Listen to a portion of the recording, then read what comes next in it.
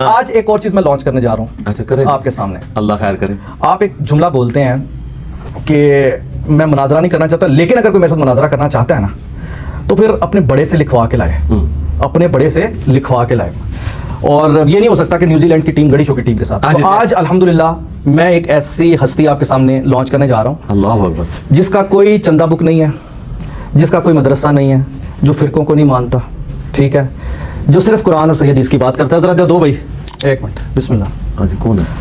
آپ نے ایزی لے لیا, آپ ذرا ادھر لا کے بٹھائیں اس کو, میں اسی کو مناظرہ کرنا ہے. میرا بھائی ہے ابھی سر ادھر لا کے میں بتاتا ہوں. اصل میں ہوتا یہ ہے کہ آپ کے سامنے لانے کا مقصد یہ ہے کہ یہ چیزیں آپ سے سیکھی ہیں. جی جی جی الحمدللہ یہ آپ سے سیکھی ہیں چیزیں. اور یہ میں ایک اور چیلنج کرنا چاہوں گا اسی پوڈ کاسٹ سے کہ آپ کے اسٹوڈنٹ کی حیثیت سے کہ کوئی بھی اپنے کسی اسٹوڈنٹ کو, آج تو ہمارے استاد آپ بن گئے, آپ نے ایسی ایسی باتیں بتائی جو ہمارے علم میں نہیں. مولا علی نے کہا جس نے ایک بات بھی سکھائی وہ میرا استاد بن گئے. تو آپ نے ایک چیز سیکھی اور ہم نے ہزاروں سیکھی الحمدللہ. اچھا بتائیں, میں آپ کو چلے بتاتا ہوں, یہ آن ہو رہا ہے. ایک میں اب جو لانچ کرنے جا رہا ہوں اس کو, اور میں یہ چیلنج کر رہا ہوں ساتھ آپ کو کہ آپ کو اس پر اعتراض بھی نہیں ہوگا اور آپ پورے جذبے کے ساتھ مانیں گے اس بات میں کہ تو نے حسان ہاشمی ٹھیک کیا. اچھا ڈرنا نہیں ہے کسی نے. سر بات یہاں پر یہ ہے کہ حضرت علامہ چیٹ جی پی ٹی صاحب حافظ اللہ تعالی, اچھا میں ایکچولی سوچا آپ کے پاس آنے سے پہلے کہ انجینئر صاحب کے حوالے سے کچھ سوالات ایسے ہیں میں کس سے پوچھوں. میں نے میرے تقریباً 3-4 مختلف مکتبہ فکر کے جو دوست علماء ہیں, میں نے دو کو جب سوال فون کر کے کیا تو انہوں نے ایسے انداز میں جواب دیا کہ میں گھوم گیا.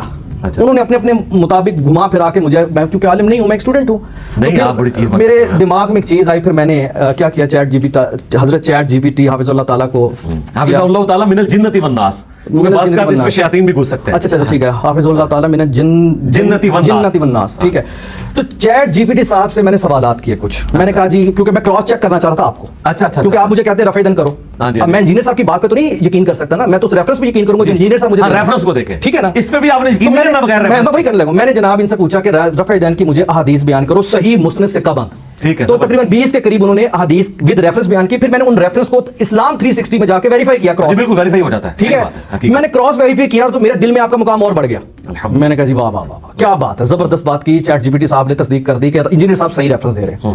پھر میں نے پوچھا کہ نماز کس طرح پڑھتے ہیں, تو انہوں نے نماز پڑھنے کے پھر مجھے حدیث بیان کی. میں نے کہا واہ واہ کیا بات ہے حضرت صاحب, آپ نے تو کمال کر دیا. لیکن ایک معاملے پر آ کر آپ اور یہ آمنے سامنے آ گئے, وہ یہ تھا کہ میں نے ان سے پوچھا کہ ہاتھ چھوڑ کر نماز پڑھنے کی مسند احادیث بیان کریں. میں نے ابھی آپ کا نام نہیں لیا کہ میں جسٹ ویسے ہی پوچھ رہا تھا. تو اس نے کہا کہ اس کے حوالے سے ڈائریکٹ رسول اللہ صلی اللہ علیہ وسلم جس طرح باقی ہاتھ ایسے باندھ کے اور رفع دین کرنے کی ہیں, اس طرح کی ڈائریکٹ رسول اللہ صلی اللہ علیہ وسلم سے جس طرح صحابی نے دیکھا اور بیان کیا ویسا نہیں ہے. اس لحاظ سے اجتہاد ہے کہ پتہ نہیں کچھ طرح کی بات کرتے ہوئے کہا کہ مالکی کوئی فقہ ہے, اس میں فلاں صحابی کو دیکھ کر کچھ انہوں نے اس لحاظ سے اس کو جائز سمجھ لیا. جی.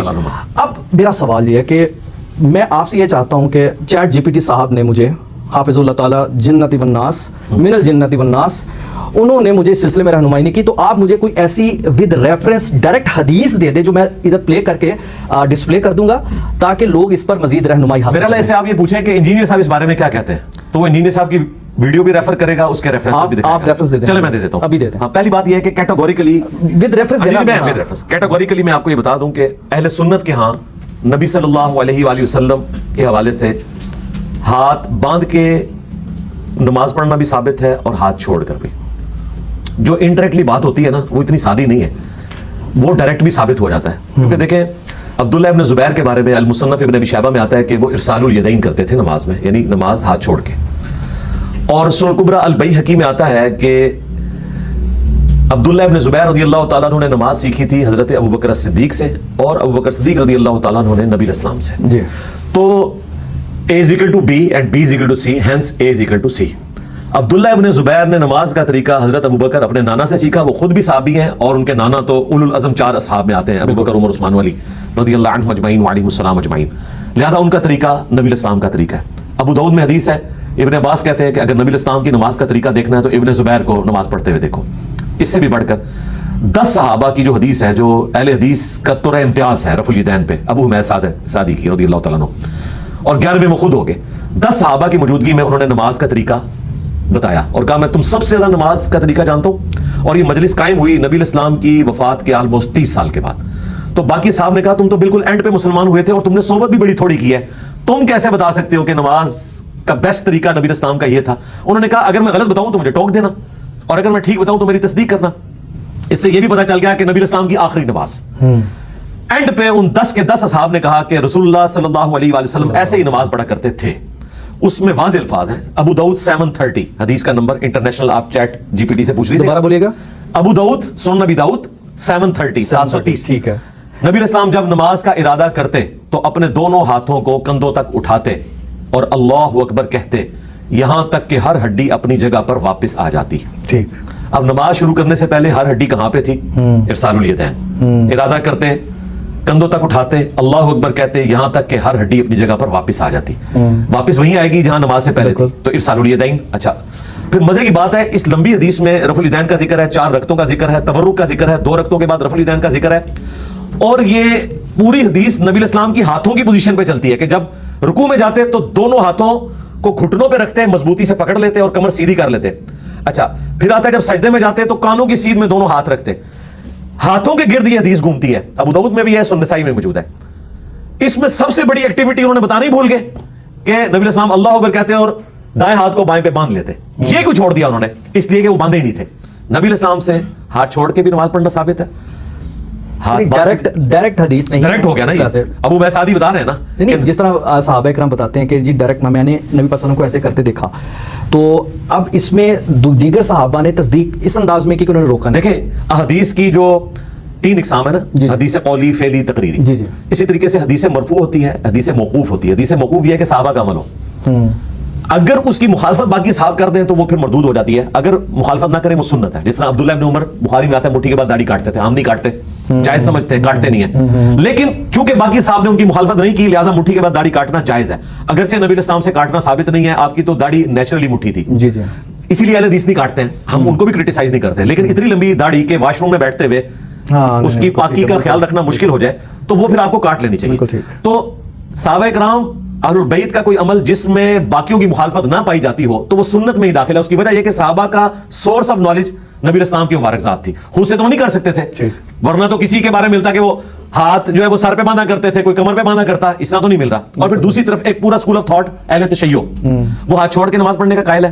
اہل سنت میں بھی مالکیوں میں 2 گروہ ہیں, ایک ہاتھ چھوڑ کے قائل ہیں, اور المدونۃ الکبریٰ جو کتاب امام مالک کی فقہ کی ہے جو پڑھائی جاتی ہے ان کے نزدیک تو وہ درست ہے, اس میں بھی ارسال الیدین کا ذکر ہے. اور امام مالک کہتے ہیں نفلی نمازوں میں اجازت دیتا ہوں کہ تھکاوٹ سے بچنے کے لیے ہاتھ باندھ لیا کرو, لیکن فرض ہاتھ چھوڑ کے ہی پڑھو, کیونکہ زیادہ لمبا قیام کرنا ہو نا تو اگر آپ یوں رہے نا تو تھوڑی دیر بعد آپ کو نا مشکل ہو جاتا ہے قیام کرنا. اس لیے ہاتھ باندھ کے نماز پڑھنے میں لمبا قیام کرنا آسان ہے. میں بھی ایسے ہی کرتا ہوں, جب میں نے لمبا قیام کرنا ہو نا تو میں ہاتھ باندھ کے نماز پڑھتا ہوں, جب چھوٹا قیام کرنا ہو میں ہاتھ چھوڑ کے. ورنہ آپ ایک ایک کر کے کرتے ہیں. جی میں نے ابھی دیکھیں زہر کی نماز ہاتھ باندھ کے پڑھی, اور آپ کے سارے اسٹوڈنٹ ہاتھ باندھ کے پڑھ رہے تھے دونوں ہی نمازیں. نہیں, کچھ لوگوں نے ہاتھ چھوڑ کے بھی پڑھی ہوگی, میرا خیال ہے کہ ان میں سے کوئی بھی جو آپ آپ سارے کیسے دیکھ لیے, کیمرے میں تو نہیں دیکھ رہے تھے آپ؟ نہیں مجھے تھا, آپ بڑھیا, ٹھیک ہے چلیں, بیچ میں چند ایک لوگ ہیں. بہرحال الحمدللہ. ہاں بہرحال انجینئر صاحب بہت بہت شکریہ, آپ کے وقت ابھی بھی میرے ساتھ دینی سوال تو آپ نے کیے نہیں, آپ تو یہاں پہ جناب وہ نیازی نامہ اور اوکے وہ ایک 100% دینی پوائنٹ آف ویو سے میں نے سوال کیا, 100% میں اس کو ٹھیک ہے. دوسری بات یہ کہ سر میں اس لیے میں یہ بات کر رہا ہوں, دیکھیں سر اچھا نکالنا کیا آپ نے, کچھ نہیں نکالنا, میں صرف اور صرف ایک چیز نکالنا چاہ رہا ہوں کہ اس کے بعد میسج بھی لینا سر خدا کے لیے, میں وہی آپ سے اسی طرف آ رہا ہوں کہ میں دیکھیں نا سر ان 2018 سے آن ورڈ 2025 تک میں خود بہت ایک وقت تھا انہی باتوں کی وجہ سے خان صاحب کو بہت زیادہ میں نے اس چیز پہ, جب وہ پہلی دفعہ وزیر اعظم بنے تھے. آپ پسند کرتے تھے؟ پسند نہیں, ڈیفینیٹلی میں آپ کو پسند کیوں کرتا ہوں, کیونکہ آپ اللہ اور اس کے رسول صلی اللہ علیہ وسلم کی بات کرتے ہیں, ٹھیک ہے, یہ میری وجہ محبت ہے آپ سے. تو وہ بھی تو یہی باتیں کرتے تھے نا, لیکن جب میں نے ڈانس گانا دیکھا, پھر جب میں نے وہ ساری آڈیوز نہیں سر جسٹیفائی ہو گیا, سب سے زیادہ پیپلز نہیں جسٹیفائی ہو گیا, نہیں اس کو خالی میں بتانے لگا قرآن اور حدیث کے پوائنٹ آف ویو سے جتنا انہوں نے ریاست مدینہ اور جس طریقے سے انہوں نے 100% ایک رول ماڈل کے طور پر اپنے آپ کو حضرت عمر فاروق رضی اللہ کا پیروکار شو کیا کہ میں نے ان جیسا ایک رول کرنا ہے. نہیں سر میں تو ان کی بات کر رہا ہوں نا, تو یہ چیزیں اٹریکٹ کی ہمیں, لیکن اس کے بعد جب پھر بہت ساری چیزیں آئیں جس میں آپ میں ایک بات کتاب لکھی گئی, مجھے اس دن بہت زیادہ دکھ ہوا تھا کیونکہ میں نے کنٹینر پہ کافی دینی معاملات ہے سر, کنٹینر پہ انہوں نے کافی دفعہ کہا تھا کہ جی اگر میری بیٹی فاطمہ بھی چوری کرے تو اس کے بھی ہاتھ کٹیں گے, یہ مثالیں وہ دیا کرتے تھے. لیکن جب وہ پیزا والا کون تھا, جرنیل پاپا جونز کی باری آئی تو کہتے ہیں میں نے تحقیق کر لی ہے, بس وہاں بزرگ سر اوور آل بہت ساری ہیں, ایک نہیں دکھ کی بات. میرا خیال اتنے بڑے دعوے نہیں کرنے چاہیے, ہمارے کسی پولیٹیکل لیڈر کی تاڑ نہیں ہے کہ وہ اسٹیبلشمنٹ کے خلاف کھڑا ہو سکے. تو بہتر یہ ہے, حجاج بن یوسف کا قول ہے کہ اگر کوئی ہاتھ تیری گردن کی طرف بڑھے نا تو اسے کاٹ دے, اگر کاٹ نہیں سکتا تو چوم لے. تو میرا خیال ہے لوگ پھر چوم لیتے.